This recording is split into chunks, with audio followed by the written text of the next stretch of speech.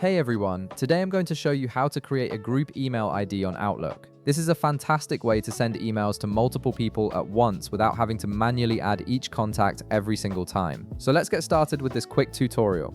First, you'll want to start by opening your Microsoft Outlook web app. To do this, head to your browser and navigate to outlook.cloud.microsoft. This will take you directly to the web version of Outlook where you can access all your email features and contacts. Once you arrive at the page, log in with your Microsoft credentials if you haven't already. After logging in, wait for your email interface to fully load so you can see your inbox and all the available options. Once your email has loaded, it's time to create your group email ID. Navigate to the left part of your screen where your quick access toolbar is located. This toolbar contains several icons that give you quick access to different sections of Outlook. From here, click on the Contacts icon to access your Contacts menu. This icon typically looks like a small person or an address book, and clicking it will take you to the area where all your saved contacts are stored.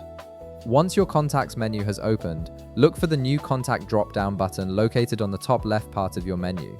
This button allows you to create new contacts or contact lists. Click on it to reveal a list of options. From the options that appear, click on New Contact List. This is the option that will allow you to create a group email ID containing multiple contacts. A contact list creation window will now appear on your screen, giving you the tools to set up your group. From here, you can start adding your group email ID details. In the contact list name field, simply add a name for this contact group. Choose a name that clearly represents who's in the group, like marketing team or project members. Next, add a description if you'd like. This step is optional, but it can help you remember the purpose of the group later on. After that, it's time to add all the contacts within this group. You can search for contacts by name or email address and add them one by one to your list. Make sure to include everyone who should be part of this group. Once you've added all the necessary contacts, click on Create to finalize your group email ID, and that's it.